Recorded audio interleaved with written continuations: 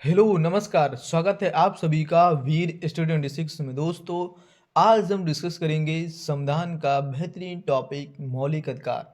दोस्तों, हर एग्जाम में इससे क्वेश्चंस बनता है, तो चलिए समझ लेते हैं एक एक क्वेश्चन को क्या क्या परिभाषित किया गया है या कौन से अनुच्छेद में किस किस की बात की गई है।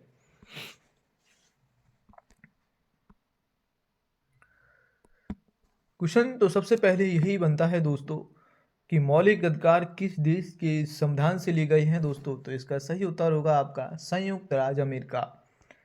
अगला क्वेश्चन क्या बनता है? क्वेश्चन बनता है कि भाग 3 में किस का उल्लेख किया गया है। दोस्तों, तो आपको बताना होगा कि मौलिक अधिकार कहाँ से कहाँ तक है। दोस्तों, अनुच्छेद 32 से 35 तक है। किस भाग को संविधान का मैग्ना कार्टा कहा जाता है। दोस्तों, तो इसका सही उत्तर होगा दोस्तों अनुच्छेद सॉरी भाग 3 को क्या कहा जाता है? संविधान का मैग्ना कार्टा कहा जाता है। एक क्वेश्चन और पूछा जाता है कि संविधान में जो मौलिक अधिकार थे, ये मूल संविधान में कितने थे। दोस्तों, तो 7 थे।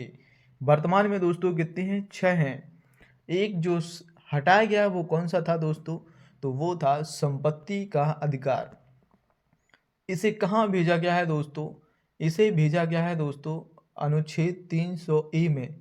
क्या बना के भेजा गया है दोस्तों? तो भेजा गया है कानूनी अधिकार के रूप में। 44वां संविधान संशोधन 1978 के द्वारा इस मौलिक अधिकार को हटाया गया है। ये क्वेश्चन बहुत ही इंपॉर्टेंट है, कई बार एग्जाम में दोस्तों टेंड करता है कि इसे किसके द्वारा हटाया गया। तो 44वां संविधान संशोधन 1978 के तहत इसे हटाया गया। अब हम देख लेते हैं दोस्तों कि जो वर्तमान में मौलिक अधिकार हैं वो 6 हैं। वो कौन कौन से हैं?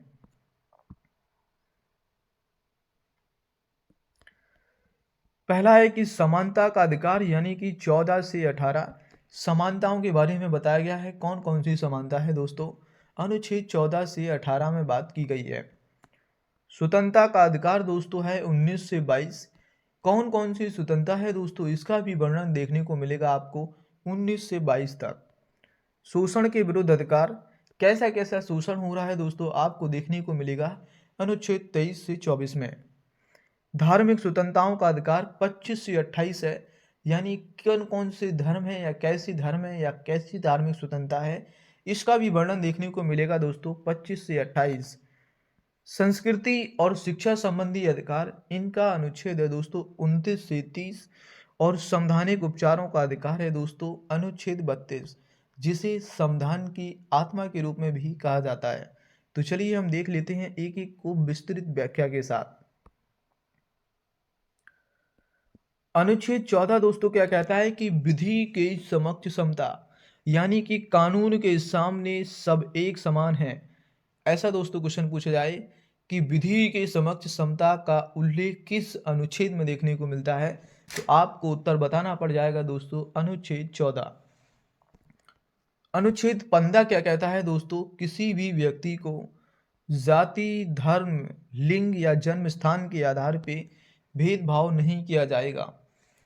अनुच्छेद 16 क्या कहता है कि लोक नियोजन में अवसर की समानता होगी। क्वेश्चंस समझ गए होंगे कैसे पूछे जाएंगे कि किसी भी व्यक्ति को धर्म, जाति, लिंग के आधार या जन्म स्थान के आधार पे भेदभाव निषेध है, ऐसा कौन सा अनुच्छेद बात करता है? तो आपका उत्तर होगा दोस्तों अनुच्छेद 15। समझ लेते हैं अगले अनुच्छेद के बारे में।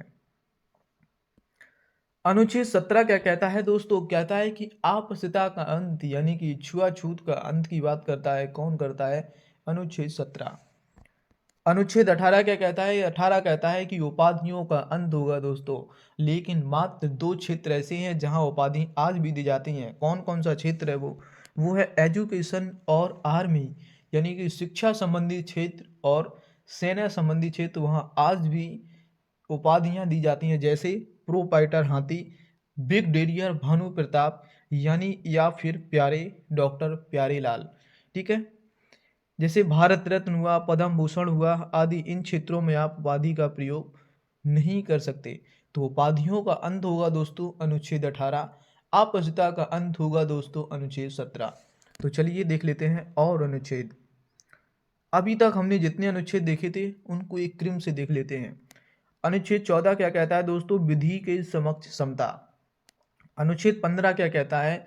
कि किसी भी व्यक्ति को धर्म, जाति, लिंग, जन्मस्थान के आधार पे भेदभाव नहीं किया जाएगा। अनुच्छेद 16 क्या कहता है? कि लोक नियोजन में अवसर की समानता होगी। 17 कहता है कि अपस्यता का अंत होगा। 18 क्या कहता है? कि उपाधियों का अंत होगा सिवाय शिक्षा और सेना को छोड़ के। चलिए देख लेते हैं हम दूसरी, जो कि कौन सा जो अधिकार है, वो है स्वतंत्रता का अधिकार। स्वतंत्रता हमें कहाँ देखने को मिलेगी दोस्तों? अनुच्छेद 19 में, अनुच्छेद 20 में, अनुच्छेद 21 में और अनुच्छेद 22 में। यानी कि जो स्वतंत्रता का अधिकार है वो कहाँ तक है दोस्तों? अनुच्छेद 19 से 22 तक। तो देख लेंगे दोस्तों अनुच्छेद 19 में क्या है। अनुच्छेद 19 में भी 6 प्रकार की स्वतंत्रताओं का वर्णन किया गया है। वो कौन कौन सी स्वतंत्रता हैं, ठीक है। एक तो बोलने की स्वतंत्रता है, अभिव्यक्ति की आज़ादी है, लेकिन ऐसा ना बोलें कि सामने वाले की गरिमा या सामने वाले की जो वो क्या बोलते हैं अभिव्यक्ति है, सामने वाले की भावनाएं आहत ना हो, ऐसा ना बोलें। ऐसा संविधान नहीं कहता कि आप सामने वाले कुछ भी बोलते जाएं, उसकी भावनाएं आहत ना, ऐसा नहीं बोलें। हाँ, बोलने की स्वतंत्रता है, अच्छा बोलें, किसी के सामने अच्छा बोलें। सभा करने की स्वतंत्रता है, आप किसी भी मीटिंग, बैठक या सभा एकत्रित कर सकते हैं, बुला सकते हैं, ऐसा आपको अधिकार है। संगठन बनाने की स्वतंत्रता है, आप किसी भी छोटी बड़ी व्यक्तियों या समूह के साथ मिलकर संगठन बना सकते हैं, ऐसा भी आपको दोस्तों अधिकार है। आप देश के किसी भी कोने में जा सकते हैं, किसी भी क्षेत्र में जा सकते हैं, ऐसा आपको अधिकार है। किसी भी क्षेत्र में निवास करने या बसने की भी आपको क्या है? स्वतंत्रता है, या कोई भी बिजनेस या व्यापार करने की स्वतंत्रता है। और एक नया क्वेश्चन जो कई बार ट्रेंड करता है कि प्रेस की स्वतंत्रता का वर्णन कहाँ देखने को मिलता है? तो अनुच्छेद 19 होगा। संपत्ति का अधिकार यही बताया था दोस्तों, इसे 44वां संविधान संशोधन के द्वारा हटा दिया गया है। इसे 300A में कानूनी अधिकार के रूप में भेजा गया है। व्यापार करने की भी स्वतंत्रता है। चलिए देख लेते हैं अनुच्छेद 20 क्या कहता है। अनुच्छेद 20 कहता है कि दोष सिद्धि के मैं संरक्षण, यानी कि दोष सिद्धि, अगर आपने दोष कर दिया है तब भी आपको थोड़ा संरक्षण मिलेगा, थोड़ा मिलेगा, ठीक है, लेकिन ज़्यादा नहीं होगा। अनुच्छेद 20 क्या कहता है? कि आप अगर एक चोरी करते हैं तो आपको एक ही सज़ा होगी। ऐसा नहीं है दोस्तों कि आपने चोरी की, आपको पब्लिक भी पीटेगी, आपको पुलिस थाने में भी पीटा जाएगा, आपको दंडाधिकारी के सामने पेश किया जाएगा तो वहाँ भी पीटा जाएगा, आप जेल में जाएंगे तो वहाँ भी पीटा जाएगा। नहीं दोस्तों, उसे एक अपराध की दोस्तों एक ही सज़ा मिलेगी, ये बात की गई है। दूसरा क्या है? अपराध करते समय जो भी कानून चल रहा था उसे उसी कानून के तहत सज़ा दी जाएगी। खुद के लिए उसे गवाही देने के लिए बाध्य नहीं किया जा सकता। ये बातें कहाँ की गई हैं दोस्तों? अनुच्छेद 20 में। अनुच्छेद 21 क्या कहता है? प्राण एवं दैहिक स्वतंत्रता, यानी कि हमें कानूनी सीमा के अंदर जीवन जीने का अधिकार है। या जीवन जीने का अधिकार की बात कौन करता है? तो प्राण एवं दैहिक स्वतंत्रता की बात कौन करता है? अनुच्छेद 21 करता है दोस्तों। चैनल को सब्सक्राइब कर लेना दोस्तों, बेल आइकन को प्रेस करना ताकि आने वाला वीडियो समय से मिल सके। अनुच्छेद 21 क्या कहता है? शिक्षा का अधिकार। ये क्वेश्चन दोस्तों कई बार एग्जाम में अटेंड करता है कि अनुच्छेद 21 किससे संबंधित है? तो शिक्षा का अधिकार संबंधित है। ये क्वेश्चन भी कई बार पूछा जाता है कि इसे किस संविधान संशोधन के द्वारा जोड़ा गया? तो 86वां संविधान संशोधन 2002। ये किसकी बात करता है दोस्तों? ये बात करता है 6 से 14 वर्ष तक को बच्चों को निःशुल्क एवं अनिवार्य शिक्षा की बात करता है। अगला देख लेते हैं अनुच्छेद दोस्तों, जिसका नाम है अनुच्छेद 22, गिरफ्तारी से संरक्षण। अगर किसी भी व्यक्ति को गिरफ्तार किया जाता है तो समझ लेते हैं क्या होता है। उसे सबसे पहले 24 घंटे के अंदर दंडाधिकारी के सामने पेश किया जाएगा। कोई व्यक्ति अपराध करता है तो एक क्वेश्चन और पूछा जाता है, क्या अपराध के दौरान व्यक्ति को यात्रा का समय जुड़ता है? तो यात्रा का समय नहीं जुड़ता। मान लो कोई व्यक्ति यूपी का है, गुजरात में जाके क्राइम, या यूपी का व्यक्ति यूपी में क्राइम करके गुजरात चला जाता है तो वहाँ गुजरात की पुलिस उसको लेके आएगी यूपी तक, तो उसका जो यात्रा का समय है वो नहीं जुड़ेगा। जैसे ही यूपी में एंटर करेगी तो उसका 24 घंटे के अंदर उसे कहाँ पेश किया जाएगा? दंडाधिकारी के समक्ष पेश किया जाएगा। उसे अधिकार है कि वह अपने पसंदीदा वकील से मिल सके। एक और है अपराध के पहले। ये बातें थी अपराध के बाद। एक होता है अपराध के पहले। समझ लेते हैं ये कौन सी विधि है जिसके तहत हमें अपराध से पहले ही गिरफ्तार कर लिया जाता है। निवारक विरोध कानून, ये वो कानून है दोस्तों जो बड़े बड़े राजनेताओं पे भी लागू किया जाता है। जैसे कोई व्यक्ति है बहुत ही फेमस और मशहूर है, तो उसे विपक्ष का नेता है वो ऐसा भाषण, भड़काऊ भाषण देता है कि लोगों में अशांति फैल जाए, तो सरकार क्या करती है कि इसको उठा के कहाँ डालो, इसे उठा के अपने पास रखो, कुछ समय के लिए रखो, ताकि ये अशांति बाहर ना फैला सके। तो आप समझ गए हो क्योंकि फेमस नेता है, फेमस व्यक्ति है, इसीलिए इन्हें पहले ही रख लिया जाता है कि देश में कोई अशांति ना हो। आप समझ गए होंगे, ठीक है। इनके लिए कोई वारंट की ज़रूरत नहीं होती, ऐसा भी क्वेश्चन बनता है। चलिए देख लेते हैं अगला। तीसरा मौलिक अधिकार है दोस्तों जिसका नाम है शोषण के विरुद्ध अधिकार। अनुच्छेद 23 और अनुच्छेद 24, ये दोनों बेहद ही इंपॉर्टेंट हैं दोस्तों। कई बार एग्जामों में सीधे पूछे जाते हैं कि अनुच्छेद 23 का संबंध किससे है दोस्तों, तो आपको बताना पड़ जाएगा कि मानव के दुर्व्यापार और बंधुआ मजदूरी पर प्रतिबंध है, यानी कि बलात् श्रम की बात करता है। हम किसी भी व्यक्ति से बलपूर्वक कार्य नहीं करा सकते, ऐसा निषेध करता है दोस्तों आपका अनुच्छेद 23।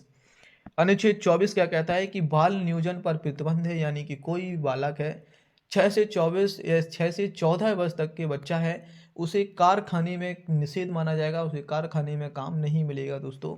उसे क्या मिलेगा? उसे मिलेगा 6 से 14 वर्ष तक की शिक्षा मिलेगी, अनिवार्य शिक्षा होगी। 86वां संशोधन 2002 होगा, अनुच्छेद 21A के तहत उसे शिक्षा दी जाएगी, ना कि कारखाने में कार्य। ऐसा वर्णन कौन करता है दोस्तों? अनुच्छेद 24 बात करता है कि 6 से 14 वर्ष तक का बच्चा कारखाने में कार्य नहीं करेगा। चौथा मौलिक कर्तव्य देखते हैं क्या कहलाता है कि धार्मिक स्वतंत्रता का अधिकार। 25 कहता है, क्या कहता है कि अंतःकरण के अनुसार हमें किसी भी धर्म को मानने की या उसका प्रचार प्रसार करने की स्वतंत्रता है। मान लीजिए आप किसी अन्य धर्म से हैं और आपको ईसाई धर्म प्रभावित करता है, तो आप ईसाई धर्म को आप मान सकते हैं, उसे स्वीकार कर सकते हैं, उसका प्रचार प्रसार कर सकते हैं, ऐसा आपका मतलब अधिकार है। ऐसा कहाँ देखने को मिलता है? अनुच्छेद 25 में देखने को मिलता है।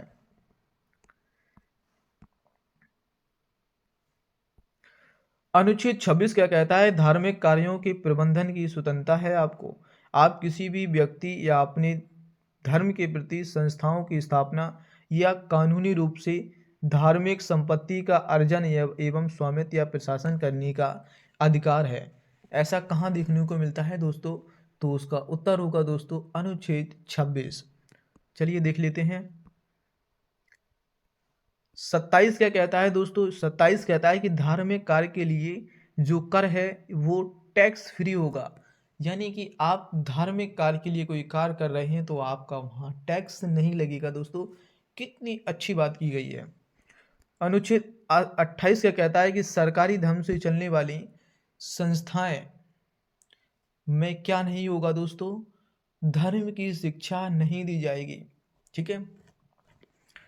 कोई भी विद्यालय है, कोई भी शिक्षा संस्थान है, वहाँ धर्म की शिक्षा नहीं दी जाएगी, ऐसा अनुच्छेद 28 कहता है दोस्तों। क्यों कहता है? क्योंकि एक आपने पढ़ा ही होगा इंक्लूसिव एजुकेशन, ठीक है। एक ही छत के नीचे व्यक्तियों को शिक्षा देना, वो किसी भी वर्ग, किसी भी जाति, किसी भी समाज, किसी का भी हो, कैसा भी हो, लेकिन हम सबको एक साथ शिक्षा देता है, उसका नाम है दोस्तों इंक्लूसिव एजुकेशन, ठीक है। इसीलिए अनुच्छेद 28 में धर्म की शिक्षा नहीं दी जाएगी दोस्तों, इसका वर्णन किया गया है। चलिए देख लेते हैं अगला। मौलिक अधिकार पांचवा है, कह रहा है कि संस्कृति और शिक्षा संबंधी अधिकार दोस्तों जिनका वर्णन देखने को मिलेगा अनुच्छेद 29 में। अनुच्छेद 29 क्या कहता है कि अल्पसंख्यक वर्गों का, जो अल्पसंख्यक वर्ग थे उनके वर्गों का जो है हितों का संरक्षण किया गया है, उनके हितों की बात की गई है। क्या बात की गई है? कोई व्यक्ति है अपनी वर्ग, भाषा, लिपि और जाति धर्म के आधार पर उसे शैक्षिक संस्था में प्रवेश करने से नहीं रोका जाएगा दोस्तों। उसे ये नहीं कहा जाएगा कि आप अल्पसंख्यक हैं, आपकी भाषा है ऐसी है या आप वैसे हैं या आपकी संस्कृति ऐसी है, आपको हम इस विद्यालय में प्रवेश नहीं दे सकते, तो ऐसा कदापि नहीं होगा दोस्तों। अनुच्छेद 29 उनके लिए भी संरक्षण की बात करता है। अनुच्छेद 30 क्या कहता है दोस्तों कि अल्पसंख्यक वर्गों के शिक्षण संस्थानों की स्थापना और प्रशासन करने का अधिकार है। अल्पसंख्यक वर्गों को अनुच्छेद 30 अधिकार देता है कि आप अपनी संस्थाओं का स्थापना कीजिए और उन पर नियंत्रण एवं प्रशासन करिए। ऐसा दोस्तों देखने को मिलता है अनुच्छेद 30 में। जैसे मदरसा हुआ, संस्कृत विद्यालय हुआ, ये सभी आप अपनी स्वयं चला सकते हैं और अपनी जो अधिकार हैं उनको प्रशासन कर सकते हैं। शैक्षिक संस्थाओं का मतलब स्थापना कर सकते हैं, जैसे मदरसा और संस्कृत विद्यालय। चलिए हम देख लेते हैं मौलिक अधिकार छठवां, जिसे कहा जाता है संवैधानिक उपचारों का अधिकार। क्या कहा जाता है दोस्तों इसे? हृदय की आत्मा, है ना, हृदय की आत्मा, संविधान की आत्मा किसे कहा जाता है दोस्तों? अनुच्छेद 32 को कहा जाता है दोस्तों। मैंने पूरी वीडियो में लाइक शेयर सब्सक्राइब के बारे में मैं बात नहीं करता हूँ दोस्तों। हाँ, अगर थोड़ी सी भी मेहनत अच्छी लगती है तो प्लीज़ चैनल को सब्सक्राइब जरूर करें। क्या कहा जाता है कि सुप्रीम कोर्ट अनुच्छेद 32 के तहत 5 प्रकार की रिटें जारी करता है। कौन कौन सी रिटें हैं दोस्तों, समझ लेते हैं। एक है बंदी प्रत्यक्षीकरण, एक है परमादेश, एक है अधिकार परीक्षा, एक है प्रतिषेध, एक है उत्प्रेषण। ये 5 प्रकार की रिटें जारी करता है दोस्तों। ऐसा क्वेश्चन कई बार पूछा गया है कि सुप्रीम कोर्ट किस अनुच्छेद के तहत 5 प्रकार की रिटें जारी करता है दोस्तों, आपको बताना पड़ जाएगा अनुच्छेद 32 के तहत। अब हम समझ लेते हैं कि एक एक रिट को कि किस रिट के बारे में क्या दोस्तों बात की गई है। पहला है कि बंदी प्रत्यक्षीकरण। बंदी प्रत्यक्षीकरण आप समझ रहे होंगे, बंदी मतलब कोई व्यक्ति उसे बंदी बना गया। प्रत्यक्षीकरण, प्रत्यक्षीकरण का मतलब होता है साक्षात उसे प्रस्तुत करना, है ना। तो शरीर को प्रस्तुत करना यानी बंदी बनाए हुए व्यक्ति को प्रस्तुत करना। कोई व्यक्ति है उसे उसे सजा होती है तभी होती है जब उसे धंधा मजिस्ट्रेट के सामने पेश किया जाता है दोस्तों। 24 घंटे के अंदर उसे पेश करना। ऐसा ही है दोस्तों, मान लो कोई व्यक्ति है, उसे थानेदार ने 3 दिन से लॉकअप में बंद किया हुआ है दोस्तों। आप समझ नहीं पाओगे कि उसने क्यों कैद मतलब इसे गिरफ्तार किया, क्या वजह रही, कोई बात नहीं है दोस्तों। 3-4 दिन से लगातार लॉकअप में सड़ रहा है, तो उसका जो वकील होगा वो सुप्रीम कोर्ट जाएगा और वहाँ से एक रिट जारी करवाएगा उस थानेदार के खिलाफ कि आपने किस सज़ा किस के आधार पे आपने मेरे जो क्लाइंट है उसको 3-4 दिन से यहाँ थाने में कैद किया हुआ है, जबकि ऐसा नहीं होना चाहिए। आप क्या कर सकते हैं, आप उसे 24 घंटे के अंदर डंडा मजिस्ट्रेट के अंदर पेश कर सकते हैं दोस्तों। आप समझ गए होंगे कि बंदी प्रत्यक्षीकरण क्यों जारी किया जाता है दोस्तों। चलिए समझ लेते हैं अगली डेट। ये है परमादेश। कोई परमादेश आप समझ गए होंगे, परम आदेश। ये आदेश उन उन निकम्मे अधिकारियों को भेजा जाता है जो अपनी ड्यूटी कर्तव्य का पालन नहीं करते हैं, समय से नहीं आते हैं, अपना समय से काम नहीं करते हैं, अपने उच्च अधिकारी को धौंस दबा देते हैं कि मेरा मंत्री है, चाचा है, विधायक है, ऐसा रौब दे के अपने पदाधिकारी उच्च पदाधिकारी को अपने नीचे रखते हैं। लेकिन उसके लिए भी एक कानून है। क्या कानून है दोस्तों? है वो है परमादेश। उसका उच्च अधिकारी सुप्रीम कोर्ट जाएगा और उसके खिलाफ क्या ले आएगा दोस्तों? परमादेश। उसमें क्या लिखा होगा कि फलाना व्यक्ति फलाने सार्वजनिक यानी कि क्या है, कर्तव्य का पालन नहीं कर रहा है, न समय से आ रहा है न जा रहा है, इसीलिए ये रिट जारी की जाती है। आई होप आप समझ गए होंगे। क्या तीसरी क्या है? अधिकार परीक्षा को वारंटो। आप ये काम किस अधिकार से कर रहे हैं? ऐसा क्या अधिकार है आपका इस काम पर या इसके ऊपर क्या अधिकार है? ऐसा दोस्तों संविधान पूछ सकता है कि आप ये किस अधिकार से कर रहे हैं, ये कार्य, ये कोई काम या कोई व्यक्ति या कोई कुछ भी हो, मतलब किसके दायरे में आता है दोस्तों, ये किस अधिकार से हो रहा है। ठीक है, आप समझ गए होंगे। ये कार्य गैर कानूनी तो नहीं है, ठीक है, जो आप कर रहे हैं। चौथा है प्रतिषेध, प्रोहिबिशन। प्रोहिबिशन मतलब मना करना। क्या मना करना? यह आदेश सर्वोच्च न्यायालय तथा उच्च न्यायालय द्वारा निम्न न्यायालयों को जारी किया जाता है। यानी कि जो सुप्रीम कोर्ट है, हाई कोर्ट है, उनके द्वारा अधीनस्थ न्यायालयों को ये रिट जाएगा। क्या लिखा होगा उसमें? उसमें लिखा होगा कि आप अपने ही क्षेत्र में रहें, आप अपने ही मामलों को देखें, किसी अन्य क्षेत्र में पढ़ने की ज़रूरत नहीं है। ठीक है, सीधी बात, मतलब आप समझ लेते हैं अपनी भाषा में कि किसी भी व्यक्ति के कार्य में टांग नहीं अड़ाना है, बड़ी अम्मा नहीं बनना है कि हर चीज़ में हम ऐसा नहीं है। जो आपका क्षेत्र है आप उसी क्षेत्र के दायरे में रह के काम करिए।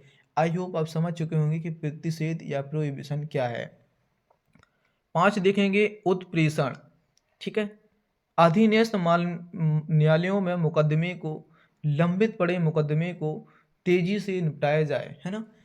ये भी बहुत अच्छी बात की जा रही है उत्प्रेषण की, सेरिटरी की, कि कोई व्यक्ति है परसों से उस केस को लड़ रहा है दोस्तों, उसने नौकरी पाई थी छल कपट से, गैर कानूनी तरीके से, सन मतलब जब वो हुआ था 28 का, उसने छल कपट से गैर कानूनी तरीके से नौकरी लगी थी जब उसकी उम्र थी 28 वर्ष। जैसे ही उस पे मुकदमा चलाया जाता है कि आपके पास कोई अधिकार नहीं है, फर्जी डिग्री फिग्री है, ये सब है, और उस पे मुकदमा कहाँ चला जाता है? अधीनस्थ न्यायालय में चला जाता है। जैसे ही उस पे मुकदमा चलता है, लेकिन उसकी नौकरी बरकरार रहती है जब तक कि जिस अधीनस्थ न्यायालय का फैसला ये नहीं कह देता कि हाँ आपने ये कार्य किया है, ये असंवैधानिक है। लेकिन उसका जो फैसला है वो कब आता है दोस्तों? जब वो रिटायर्ड हो जाता है। तो ऐसे फैसले का क्या मूल्य है जब वो रिटायर्ड हो गया, पूरी सर्विस भी कर ली। इसीलिए ये आदेश भेजा जाता है अधीनस्थ न्यायालयों को कि पेंडिंग पड़े जो मामले हैं उनको तेजी से निपटाया जाए। आई होप समझ गए होंगे। तो आज के लिए दोस्तों इतना पर्याप्त है दोस्तों। तब तक के लिए आप अपना और अपना ख्याल रखें दोस्तों। जय हिंद।